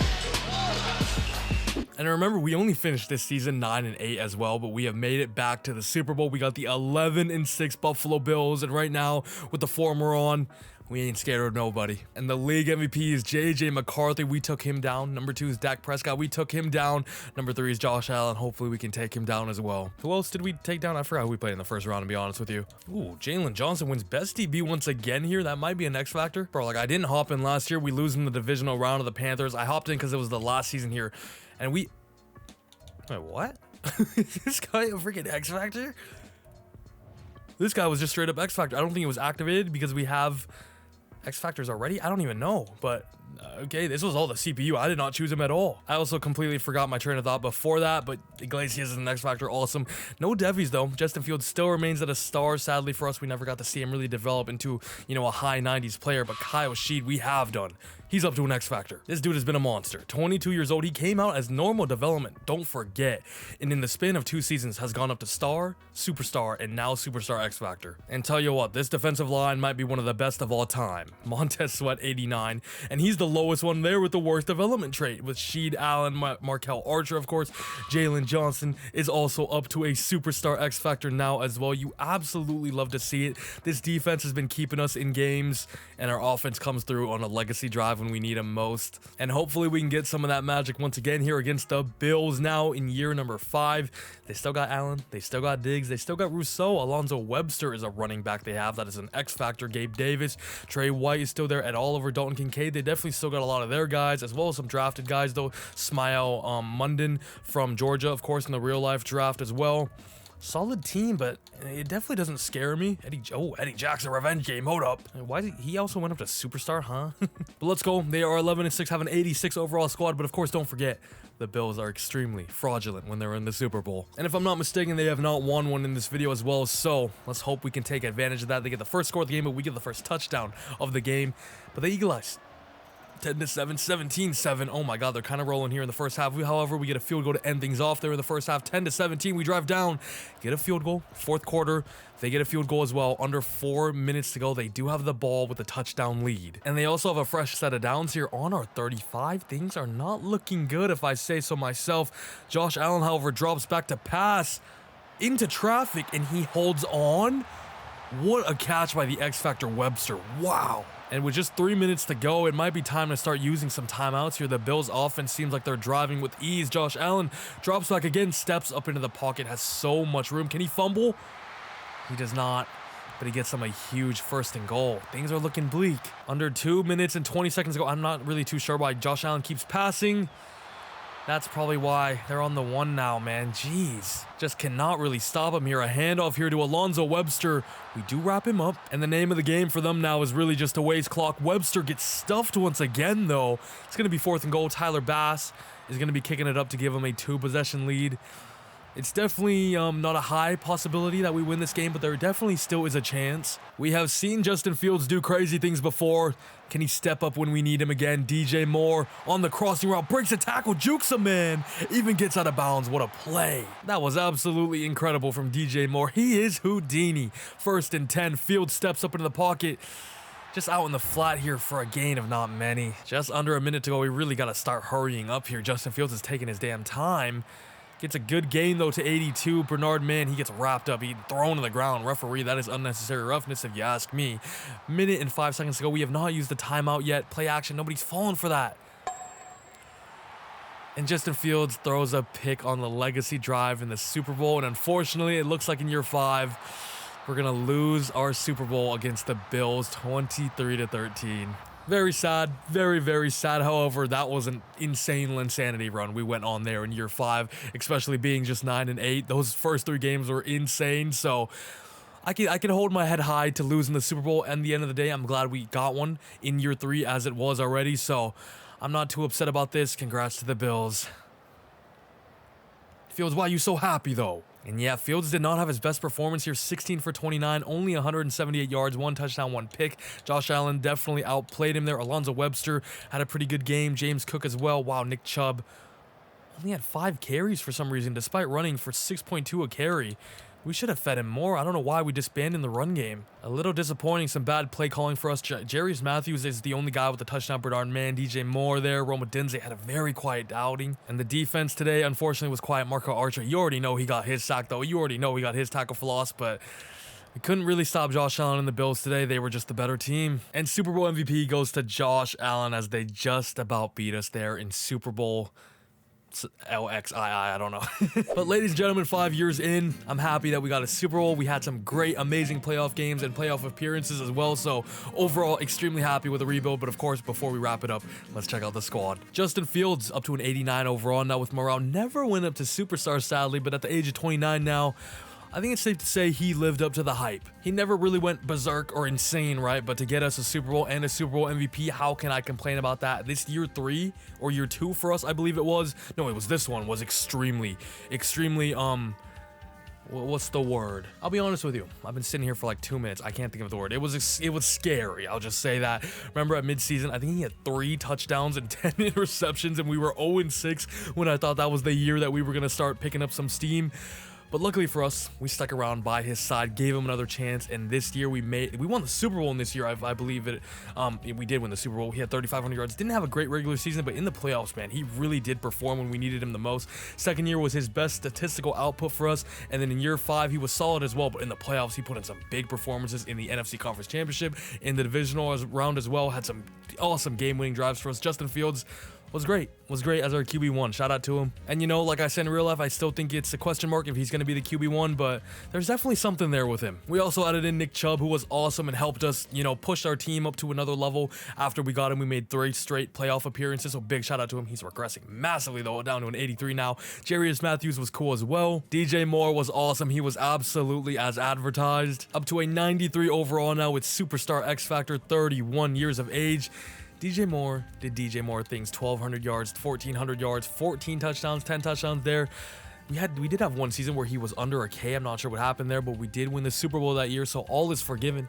All is forgiven. DJ Moore, though, 4,000 yard receivers, or 4,000 yard seasons in this video.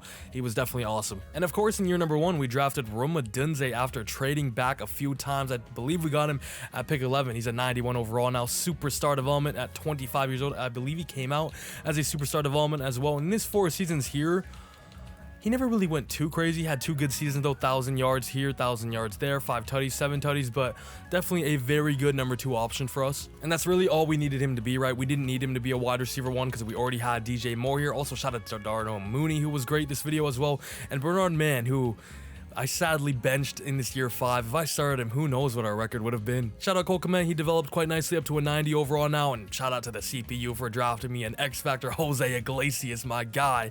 O-line was solid. Darnell Wright didn't develop into a world beater, but a solid right tackle at the least at an 83. Dumain's cool. Dualong we got quite early on. Tevin Jenkins up to an 86 overall now, and Olu Fashanu, who was our very first pick of the video, of course, has developed into an absolute franchise left tackle at an 89 overall. But defensively is where our team stepped their foot down. This unit was absolutely unreal, and it starts with the D-line, right? Montez is up to an 89 overall, 31 years of age, and every single season he put up the numbers, all right?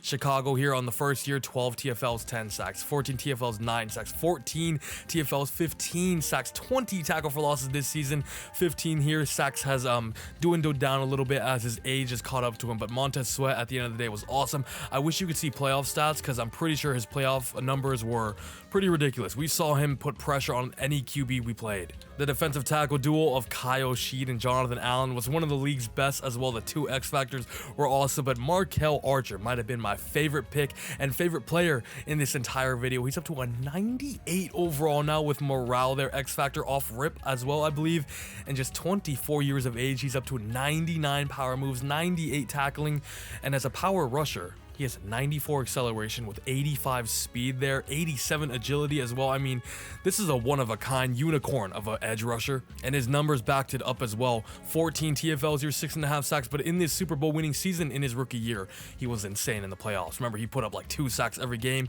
Year 2, 20 sacks, 9.5, or 20 TFLs, 9.5 sacks, and then year 3, his best one yet, 15.5 sacks, 18 TFLs. If we went on in this rebuild for another 5-ish seasons, he might go down as one of the best edge rushers we've ever seen. Of course, we had Jalen Johnson, who we gave a fat contract in year 1, gave him big corner money, and it was much deservedly so, and he played up to it as well. 95 X Factor. Now, shout out to Derek Lewis, who was huge for us in the playoffs a few times. I think he had a pick 6 against the Commanders, 85 overall now.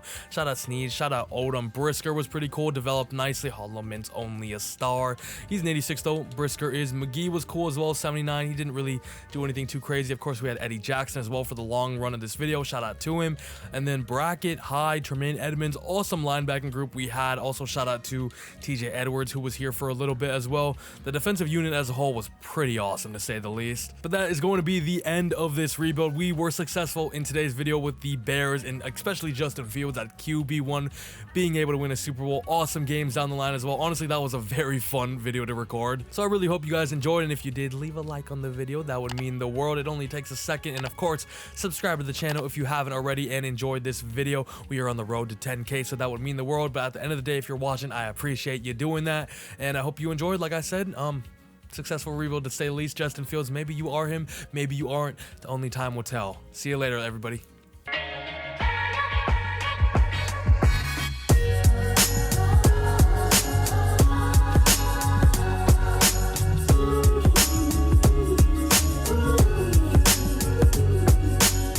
Bro, being gay is not even in the top 30 of gayest things you could do.